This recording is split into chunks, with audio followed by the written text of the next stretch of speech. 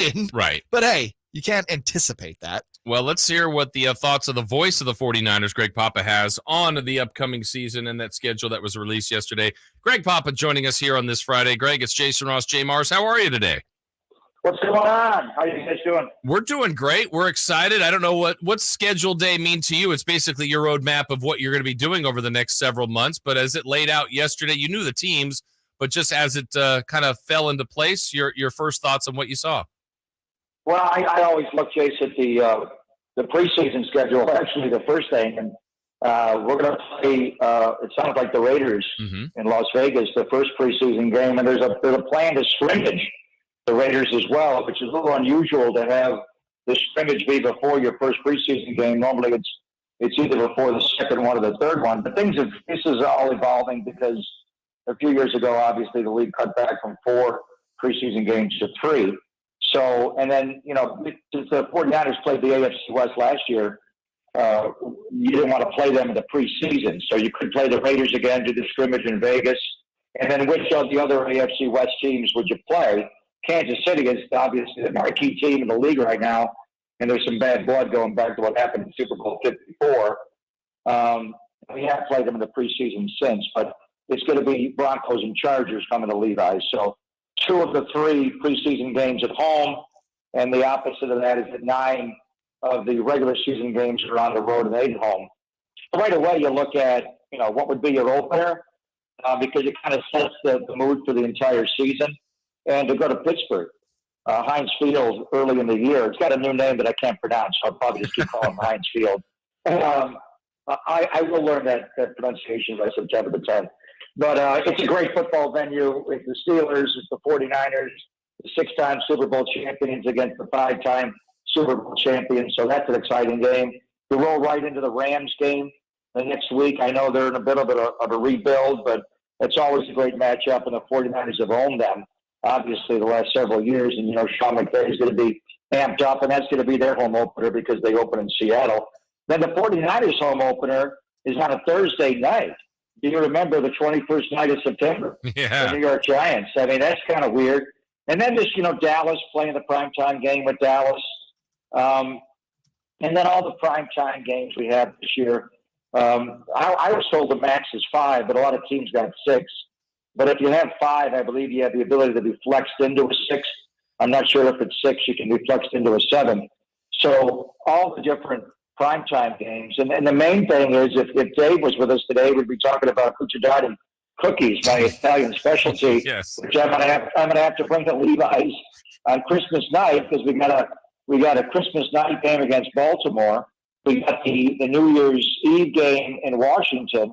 But the big one, obviously, is the Thanksgiving night game in Seattle, which is going to be huge. And then right before that, what I like about that, when you look at the 49ers schedule, starting with Thanksgiving night, it's at Seattle, at Philadelphia, home to Seattle. I think those 2 teams, Seattle to win the NFC West, and I think the Lions are going to be better this year. The Cowboys are in the mix, but Philadelphia is the defending NFC champion. So that game, we've been wondering, when are we going back to the lake in South Philly to try to get revenge on the Eagles after the championship game last year? It's December the 3rd. And what's nice about that, Jason, is that you play the Thanksgiving game the week before, so you'll have like a week and a half to get ready for Jalen Hurts in that offense. Greg Papa, the voice of the 49ers, joining us. Greg, real quick, I want to go back to the start of the season that we kind of went over there. Obviously, we know Pittsburgh, I don't think, has super huge expectations, but that is a tough place to play and get a win. And then you got to travel all the way cross country for another road game against the Rams. How much does that travel going cross country on back-to-back road games really affect the team? Well, I mean, what you look for, because they have so many East Coast games, if you had a pocket where you could stay back on the East Coast, and like they've done the last several years, going to the Greenbrier Academy in West Virginia or the IMG Academy in Bradenton, Florida, or back to Youngstown, Ohio. This one is back-to-back games, but you come home anyway. So really, you look at it, you go to Pittsburgh to open the season, you come back to the Bay Area, and then you have a full week to get ready to go to the Rams. That's a short trip. So that's not really an issue. We're going to be curious. I don't think it's been determined yet the October 15th game in Cleveland, followed by the October 23rd game in Minnesota. That would be the obvious spot where you could stay on the East Coast. But it's a Monday night game. Guys don't typically like staying there. Because it's Cleveland, they could go to Youngstown and get ready there.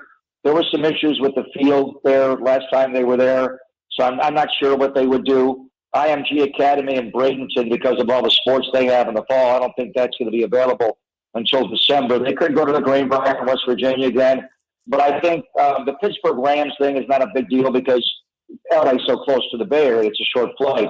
The interesting thing is what they do with those back-to-backs with Cleveland and Minnesota, and the fact that Minnesota is a Monday night game. Do you want to keep the guys on the road for a week if more? Probably unlikely. As we're talking with Greg Papa here, Greg, for you personally, the schedule, it's your map too. It's what you have to do for a job and your work. Is there any of it that you look at and you go, this will be my favorite trip because whether it's opponent, night game, stadium, vibe, whatever it might be, are there times that you look at the schedule and go, wow, I'm really looking forward to that game? Well, the Pittsburgh Steelers is, I know there's more animus between the Raiders and the Steelers. And I remember going into the old place at Three Rivers and the last year there, and Rich Gannon and John Gruden got confused on how many downs there were, and they actually spiked the ball on 4th down, and they wound up losing. And so all the history between the Raiders and Steelers, the trip to Pittsburgh, but I just love going there. It's a great stadium. You've got the baseball stadium there, right on the Allegheny River, downtown Pittsburgh. It's a great vibe, and it's early in the year. Pittsburgh was almost a playoff team last year. They barely missed out. I believe they wound up 9-8, so they had a winning record. There were teams in the NFC that went with a sub-500 record. So I wouldn't discount Pittsburgh and the young quarterback Kenny Pickett, and they've added some pieces. So right away, getting off to a good start. And I know you look at it, they should be able to beat Pittsburgh. Last year, the whole thing, to me, there was a major difference in the 49ers playing the NFC Championship game in South Philly versus the South Bay, and it was based on the 3-4 start. And that loss in Chicago to open the year is still with us. The loss in Denver, where they lost literally by 1 point, and then the loss in Atlanta when it was kind of the imperfect storm with some players out to injury, style of play, and got trucked.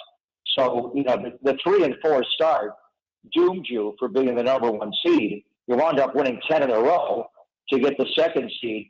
But your goals are not just to win the NFC West and to win the NFC. They're to win the Super Bowl. And the best way to do that is to have a bye week, after the last game against the Rams on Jan 6th, and then play 2 home games in the playoffs and roll all the way to Vegas in the Super Bowl. So that Pittsburgh game, to me, sets the tone. You don't want to get off to a bad start. And as far as just overall games, it's the Philadelphia game. Yeah. I mean, going back there and just knowing the feeling of leaving that locker room and getting on the bus and flying home, it was like the game never started. Guys they were pissed. They were like, what happened? And they have to hand off every single time. With Kyle's complexity of offensive football, it was like you played the game of the straitjacket out. You were the fugitive, the one-armed man. So it was so unfair. And this gets sniping back and forth. I don't really like that. But, Debo and even Brandon Ayuk is really quiet.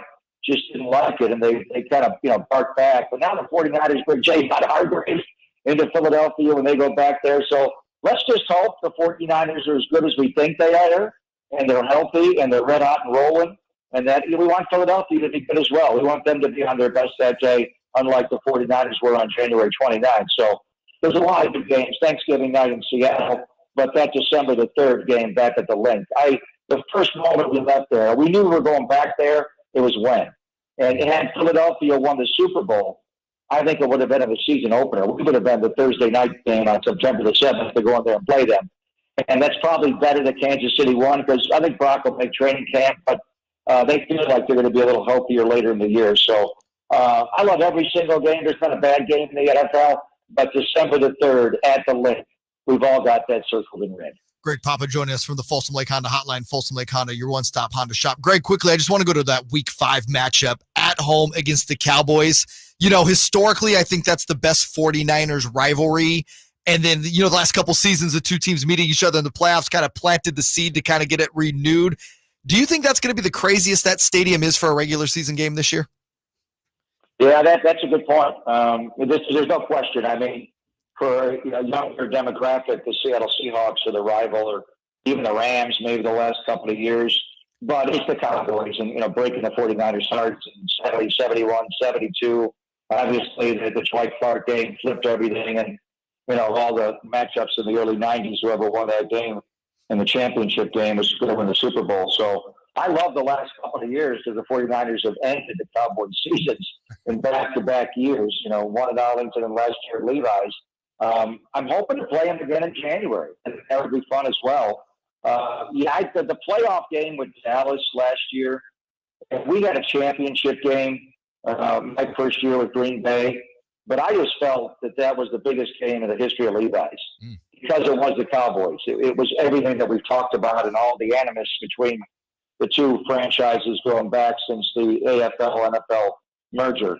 So I agree with you. I think that's going to be a huge game. Dallas's defensive line is real. The times that was a 9-9 game going to the fourth quarter, and then the 49ers just ran all over them to win the game. But their defensive line caused the 49ers big-time trouble. So I say it's not enough to play them October the 8th. I'd like to play them, January, what's the date, 22nd, something like that maybe, and knock them out of the playoffs again. But October the 8th, Sunday Night Football, I agree, that's probably the biggest game on the home schedule. Well, we're looking forward to all of it. It gets started in that preseason with that first one against the Raiders. We're glad you're going to be heard here on this station again this year, calling the games, Greg. We really look forward to that partnership and look forward to talking to you throughout the season. Thank you for checking in, Greg. We'll talk to you again soon.